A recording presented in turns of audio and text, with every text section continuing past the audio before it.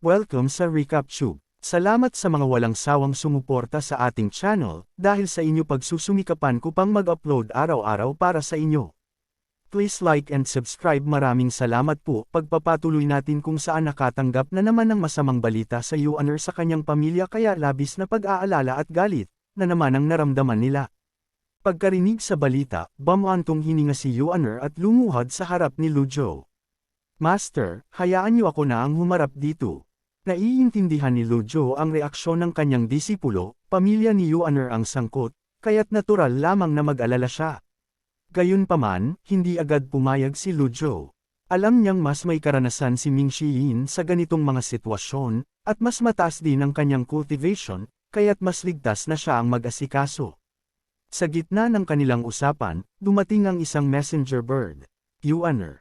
Tawag ni Lujo. Mabilis na lumipad si Yuaner at sinalo ang mensahe. Master, may mensahe mula kay third senior brother. Basahin mo, sabi ni Lujo. Binasa ni Yuaner ang sulat. Master, nagpunta ako sa Heavenly Sword Sect upang mag-imbestiga at nalaman kung pansamantalang walang leader ang sekta. Si Zhou Jifeng ay umalis at sumali sa Righteous Sect. Ginawa siyang elder ni Zhang Yuanshan, leader ng sekta. Dahil sa malalim na cultivation ni Zhang Yuanshan, hindi na ako pumasok ng mas malalim sa Righteous Sect. Ngunit ayon sa mga impormasyon na nakuha ko, ilang beses na niyang binastos si Master sa harap ng ibang mga sekta at ipinahayag na kalaban nila ang Golden Court Mountain. Tumigil sa pagbasa si Yuaner at tiningnan si Lujo. Kalma lamang ang mukha ni Lujo, tila hindi nagulat sa narinig. Marami ng tao ang may galit sa akin sa mundong ito, kaya't ang pagdagdag ng isa ay wala nang ipinagkaiba. Mababaw lang ang tingin niya rito. Kung kaya niyang harapin ang krisis laban sa 10 pinakamagaling na eksperto, wala siyang dapat alalahanin sa isang Righteous Sect. Ipinagpatuloy ni Yuaner ang pagbasa. Master, pumunta rin ako sa punong tanggapan ng Righteous Sect, ang Bamboo Mountain. Doon, nakipaglaban ako ng matindi kay Duta Fang, ang pangalawang elder nila, at nanalo ako. Sayang nga lang at hindi ko siya napatay. Muling tumigil si Yuaner at nagsalita, Master, sugatan si third senior brother, at, dagdag pa ni Duan Mosheng, kapag naka-recover siya, plano niyang patayin si Zhang Yuanshan bilang pagpapakita ng kanyang katapatan sa inyo. Nag-aalalang tumingin si Ming Xiyin kay Lujo at nagsalita, Master, inilalagay ni third senior brother ang sarili niya sa panganib, masyadong delikado ang plano niya. Pumasok sa alaala ni Lujo. Si Duta Fang, sa ilalim ni Zhang Yuanshan, ang pinakamalakas na eksperto ng Righteous Sect. Ang kanyang cultivation ay nasa perfected stage ng Divine Court Realm, isang hakbang na lang papunta sa Nascent Divinity Tribulation Realm. Nang atakihin si Ji Tiandao ng 10 pinakamalalakas na eksperto, siya ang nanguna sa pag-atake kasama ang daan-daang cultivators laban sa mga disipulo ni Ji Tiandao.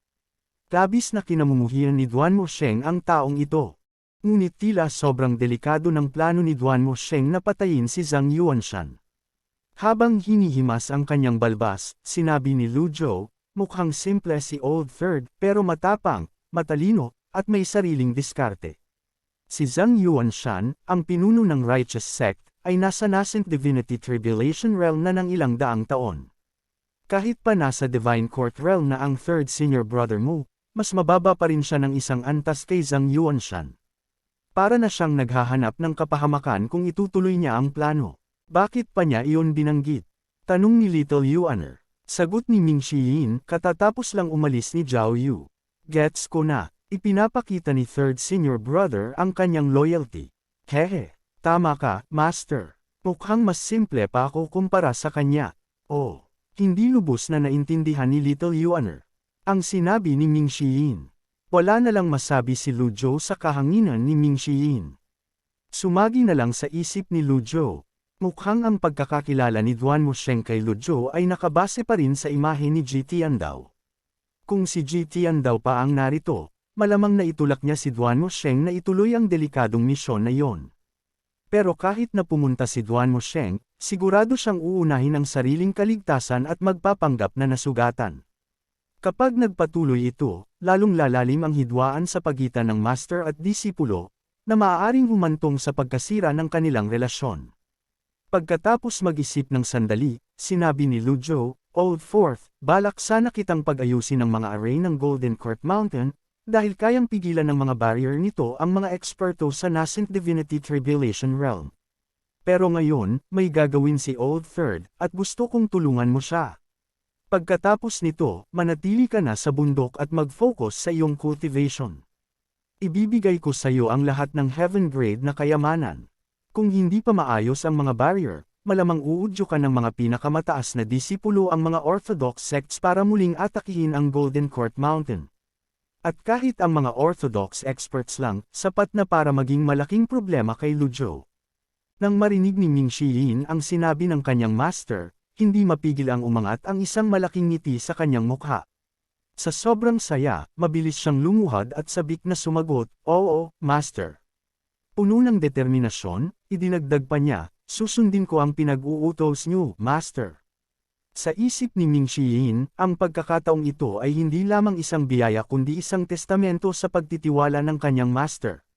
At dahil dito, tumaas ng 5% ang kanyang katapatan. Kung makakakuha siya ng kayamanang kasing halaga ng langit, handa siyang manatili sa bundok ng 5 taon o kahit 10 taon, lalo pat 3 taon lang ang hinihingi. Maraming mga cultivador ang hindi nakakuha ng kayamanang ganoon hanggang sa kanilang kamatayan. Ang kanyang nakatatandang kapatid na si Yu Jinghai, ay may pag-aari ng Jasper Saber, at ginamit ito upang pugutan ng ulo ang libu-libong cultivador, na nagbigay daan sa kanyang kasikatan. Sinasabing ang pagkakaiba ng isang cultivador na may ganitong kayamanan at wala ay parang lolo at apo, kung saan madaling maturuan ng leksyon ng una ang huli. Sa loob ng maraming taon, naging maingat si Tian daw sa pagbibigay ng kayamanang tulad nito, at hindi inaasahan ni Ming Xiyin na ipapangako ito sa kanila sa napakahalagang pagkakataong ito. Kaya paano siya hindi magiging excited? Master, ano na po ang gagawin natin tungkol sa pamilya ni Little Junior Sister? Tanong niya, nag-aalala para sa kanilang kapatid. Napaisip si Lu Zhou at sumagot, hindi ito simpleng usapin. Kailangan ko pang makipag-usap kay Little Yuaner. Naiintindihan ko. Master, pupunta na ako para suportahan si third senior brother. Kapag natapos namin ang gawain, babalik agad kami sa Golden Court Mountain para ayusin ang barrier. Sige, umalis ka na. Samantala, si Little Yuaner, na palaging mausisa, tinanong si Lu Zhou, Master, bakit seryoso niyo pong pinakikitunguhan si Zhou Jifeng? Wala naman pong special sa kanya. Ang dahilan kung bakit hindi ko siya pinatay nang subukan niyang patayin ako ay para mahanap niya ang tunay na kulay ng Heavenly Sword Sect, para maging malaking banta siya sa kanila kapag lumakas na siya. Kahit hindi siya sumunod sa Golden Court Mountain, magiging kalaban din siya ng Heavenly Sword Sect balang araw. Gusto ko lang tiyakin na buhay pa siya, hanggang dumating ang panahong iyon. Umiti si Little Yuaner at nagsabing, Guro, dati, pinapatay mo agad ang mga kaaway mo, pero ngayon. Napakunot noon si Lu Zhou nang marinig iyon. Ngayon marunong na akong gumamit ng utak, yan ba ang gusto mong sabihin? Kaya nilabas ni Little Yuaner ang kanyang dila at hindi na naglakas loob magpatuloy. Tumawa si Lu Zhou, Oh, hindi kita paparusahan, wag kang mag-alala. Natatamaan niya ang 2 ibon sa isang bato sa ganitong paraan. Ang unang nais niyang makamit ay disiplinahin ang kanyang mga masamang disipulo gamit ang kombinasyon ng parusa at gantimpala, at maakit sila sa kanyang panig. Ang ikalawa naman ay mapanatili ang lakas ng Golden Court Mountain. Kahit pa masama ang kanyang mga disipulo, malaki ang mababawas sa lakas ng Golden Court Mountain kung mawawala sila. Kung hindi niya sila bibigyan ng mga armas, magiging parang mga tigre na walang pangil ang mga ito. Tungkol naman sa pagharap sa 10 nangungunang sekta, masyado pang maaga para doon. Master, ako po ba ang hahawak sa usapin ng pamilya Si? Tanong ni Little Yuaner. Sa mahinang boses, sumagot si Lu Zhou, hindi ganito kasimple ang bagay na ito. Ang dahilan kung bakit hindi ko ito ipinasa sa iyong ika-4 na nakatatandang kapatid ay dahil nag-aalala ako na sosolusyonan niya ito ng sobrang simple at marahas. Natuto siya mula sa paraan ng paghawak ni Ming Xiyin sa nakaraang insidente ng pagkidnap. Halos ginaya ng kanyang ika-4 na disipulo si Tian daw sa pagresolba nito, pinatay niya ang lahat ng mga tulisan, iniligtas ang mga tao, at tapos na. Hindi na nga siya naging seryoso sa paghahanap ng totoong may sala sa likod ng pangyayari. Master, tulungan niyo po ang pamilya ko. Lumuhad at nagmakaawa si Little Yuaner. Maliban kay Little Yuaner, wala nang ibang pwedeng magamit si Lujo sa Golden Court Mountain. Kaya sinabi niya, ako na mismo ang pupunta sa anyang. Ano, guro, kayo po mismo ang hahawak nito. Nagulat si Little Yuaner. Matagal nang hindi umaalis ng Golden Court Mountain ang master. Bagamat walang nagsasabi ng kahit ano, lahat ay palihim na nag-aakalang may kinalaman nito sa kanyang pisikal na kalagayan. Hindi niya inasahan na aalis siya ng bundok dahil sa pamilya si. Dahil dito, tumaas ang katapatan ni Little Yuaner ng 5%. Hindi dapat kumalat ang bagay na ito. Iwan ka ng liham upang ipaalam sa iyong mga nakatatandang kapatid na dapat nilang itago ito, at kung may iba pang bagay, padadalhan ko sila ng mensahe gamit ang mga messenger bird. Naiintindihan ko po, Master. Sa ganitong paraan, maipapadala ni Lujo ang kanyang mga utos sa malalayong distansya at mananatili siyang ligtas. Basta't ayusin lang niya ng kaunti ang kanyang kasalukuyang itsura, walang makakaalam o maniniwala na siya ang dating masamang tao ng Golden Court Mountain. Bukod pa rito, mas ligtas siya kasama si Little Yuaner kaysa manatili sa bundok. Wizard. Sa isang tawag, nagliwanag ang kalangitan sa isang masaganang liwanag, at isang kahangahangang kabayo ang lumitaw, umiikot sa hangin bago dahan-daang bumaba. Master, pinalitan niyo ang inyong kabayo. Tanong ni Little Yuaner, ang mga mata niya'y nanlaki sa paghanga. Hindi na tinugon ni Lujo, ang sinabi ni Little Yuaner, sinabihan niya na lang itong, sakay ka na. Ha, ayaw ko pong sumakay sa kabayo ni Master. Walang problema, umupo ka sa harapan ko. Makakarating tayo sa anyang sa wala pang 2 oras. Ang bilis ng isang Divine Court expert ay hindi hamak na mas mabilis kaysa sa ordinaryong cultivador, subalit hindi pa rin ito matatalo ang bilis ng isang maalamat na lumilipad na kabayo. Bukod sa pagiging mas mabilis, ang mga kabayong tulad ng Wizard ay kayang tumagal sa ere ng mas matagal dahil hindi sila umaasa sa personal na enerhiya ng isang cultivator. Sa katunayan, ang paglipad para sa isang cultivator ay nangangailangan ng malaking konsumo ng enerhiya, kaya't sa mga mahabang biyahe, mas praktikal ang pagsakay sa isang lumilipad na nilalang. Kung nais mong matalo ang isang maalamat na kabayo sa bilis, kakailanganin mo ng mga espesyal na kakayahan tulad ng soul chase, subalit, ang mga kakayahang ito ay nangangailangan ng napakalaking enerhiya, kaya hindi angkop para sa malalayong biyahe. Nang tumalon si Little Yuaner sa harap ng Wizard, bahagya siyang kinakabahan.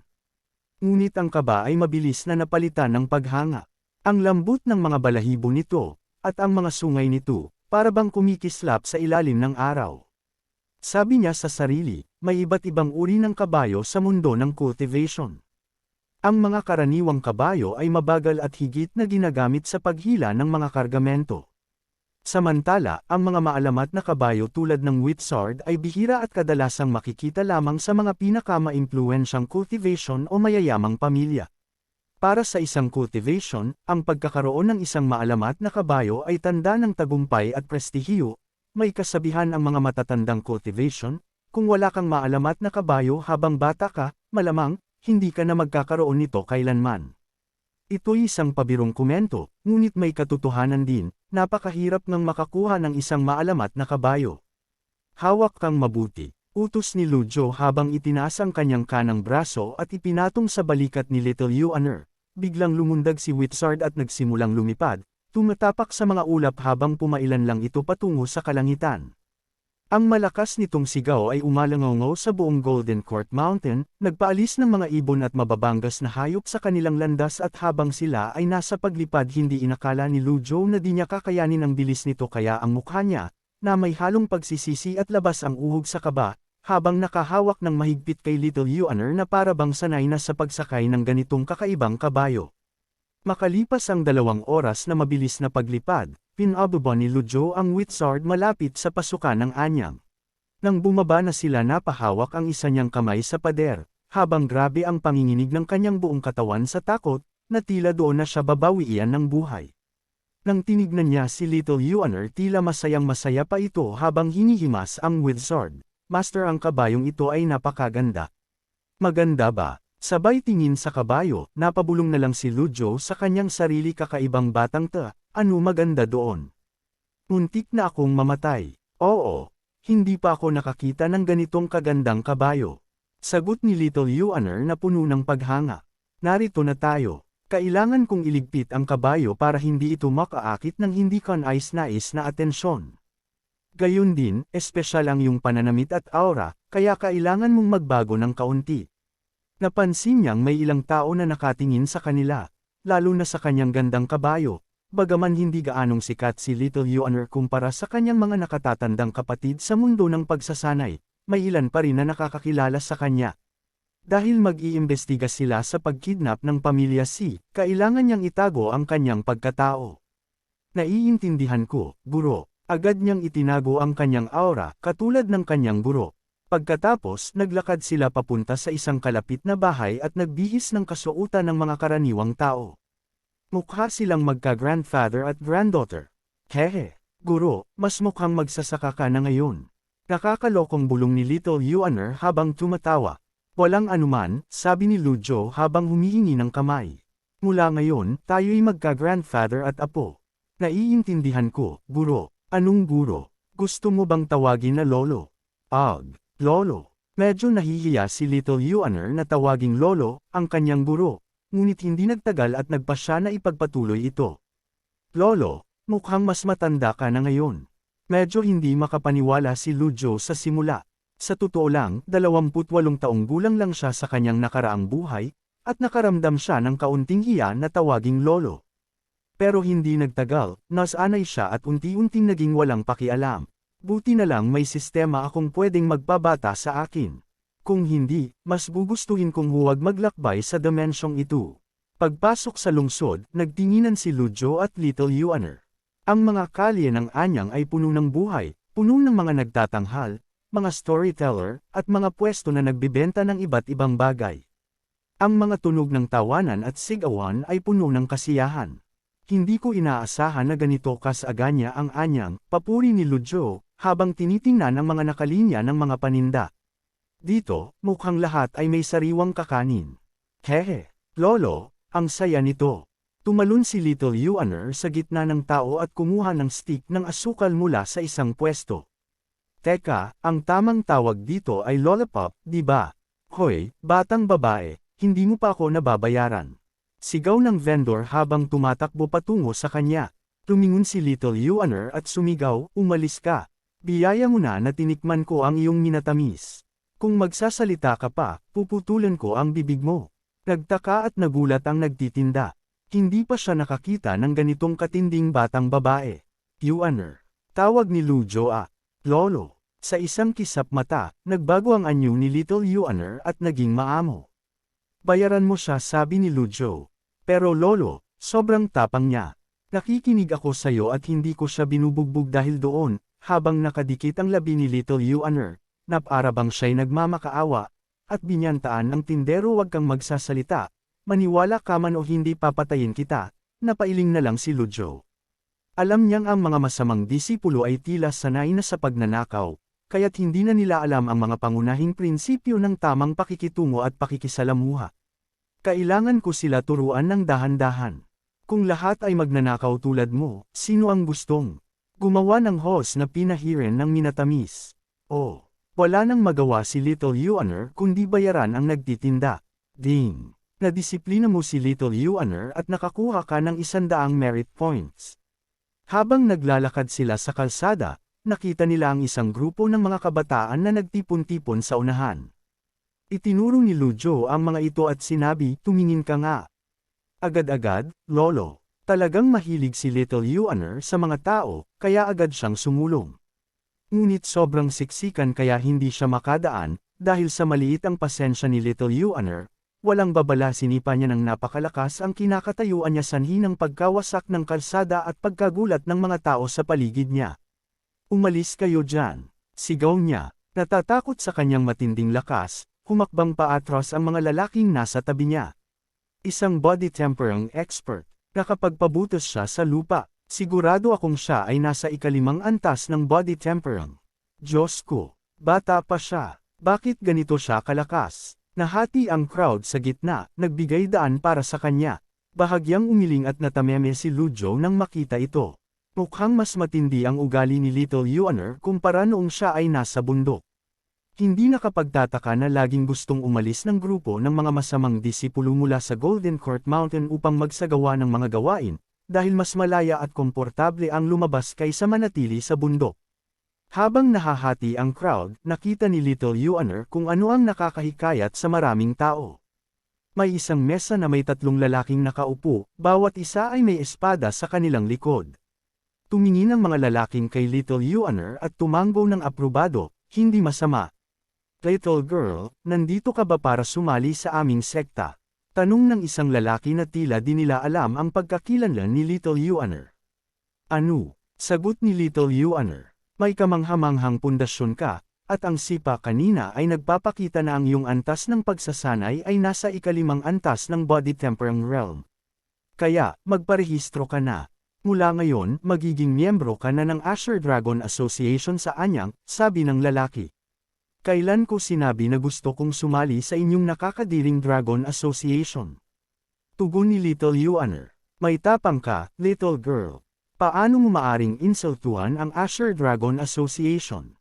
Mabilis na lumapit si Little Yuaner at agad na pinalipad ang mesa. Ano ang Asher Dragon Association? Anong ginagawa ninyo rito? Sabihin mo na, naghihintay ang lolo ko. Sino itong matapang na batang ito? Nandito ka para manggulo, hindi ba? Paano mo hindi alam ang tungkol sa Asher Dragon Association? Pagtataka ng lalaki. Naghahanda na sanang sumugod ang lalaki nang lumapit si Lujo at sinabi, tumigil ka. Interesting. Matanda, ikaw ba ay isang ika-7 o ika-8 antas na body temperang expert? Tanong ng lalaki. Hindi siya pinansin ni Lujo at sinabi, Yuaner, pwede mong ipagawa sa Asher Dragon Association sa Anyang ang investigasyon. Sumilay ang mga mata ni Little Yuaner. Naiintindihan ko, lolo. Pagkatapos, lumingon siya at pinalitan ang kanyang ngiti ng matinding tingin at sinabi, kayo, lapit dito. Ha, siguradong hindi alam ng matapang na batang ito na ang Asher Dragon Association ay suportado ng Nether Sect. Ano? Ang Nether Sect? Napahinto si Little Yuaner at lumingon sa kanyang guro. Ang pinuno ng Nether Sect ay ang kanyang nakatatandang kapatid. Kaya't palagi siyang sulyap sa kanyang guro, natatakot na magalit ito. Natatakot ka na ba? Sabi ng lalaki nang nakangisi pa.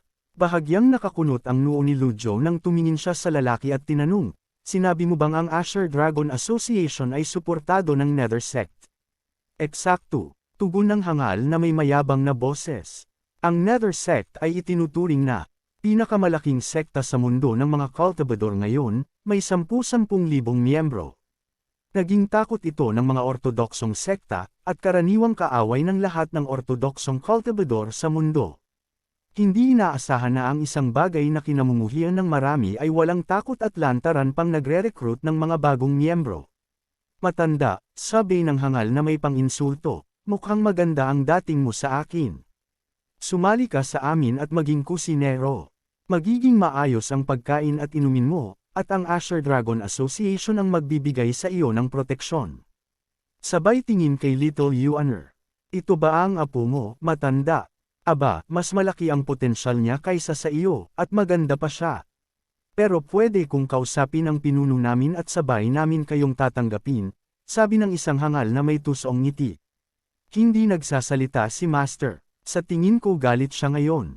Sabi ni Master na bawal ako basta pumatay ng tao, pero wala siyang sinabi na bawal manakit ng tao. Sa pag-iisip nito, di na napigilan ni Little Yuaner, ang mga bastos pinagsasabi nila, walang babala. Mabilis binigyan ng isang malakas na upper kick sa mukha ang hangal sanhi ng pagsuka niya ng dugo kasabay ng pagtilapo ng mga ngipin. At habang nasa ere sinundan ng isang solid na sipa sa tiyan ang hangal na parang bola, at patuloy na pinaulanan ng malalakas na suntok hanggang sa di na makilala ang hangal. Natulala ang mga taong malapit at mabilis na umatras sa takot. Sino nagbigay sa iyo ng karapatang tawagin ang lolo ko na matanda? Galit na tanong ni Little Yuaner. Wala ba siyang respeto sa batas? Mahinang bulong ng mga tao. Sa kasamaang palad, kung may alam siya tungkol sa mga batas, hindi siya magiging si Little Yuaner. Bulong ni Lujo sa kanyang isip. Ang lakas ng loob mong umatake sa amin. Sigaw ng dalawang hangal sa natitirang miyembro ng Asher Dragon Association. Hindi ko lang kayo kayang saktan, kaya ko rin kayong patayin. Sabay sipa sa hangal habang sinasabi ni Little Yuaner ito, may mahinang alon ng enerhiya na lumabas mula sa kanyang katawan. Nagkatinginan ang dalawang hangal at sabay na natulala at pinagpawisan sa takot, at nasabi na lang nila, isang eksperto ng Mystic Enlightening. Ang isang body temperang expert ay malakas lang sa pisikal na aspeto, pero ang isang Mystic Enlightening expert ay nagsisimula ng buksan ng 5 bakana, at kayang magpasok ng primordial chi upang makagawa ng enerhiya. Pagdating lang sa Mystic Enlightening realm, maaaring maituring na tunay na cultivador ang isang tao. Flop. Sabay na lumuhad habang umiiyak sa kanilang buhay ang dalawang hangal at sumigaw, patawarin niyo kami, binibini. Umiling si Little Yuaner, ngumisi at sinabi, bakit ko kayo papatawarin? Papatama na sana niya ang kamaunang lumapit si Lu Zhou at sinabi, magaling ang ginawa mo, Yuaner. Ang papuri ay nagpasaya kay Little Yuaner at sinabi niya, hehe. Nainas kasi ako nung tinawag kanilang matanda, kaya naisip kong turuan sila ng leksyon. Tiningnan ni Lu Zhou ang dalawang lalaki at laminggalinga. Sa totoo lang, hindi siya nag-aalala sa buhay o kamatayan ng mga ito, kundi sa posibleng atensyon na makuha ng kanilang pagkamatay.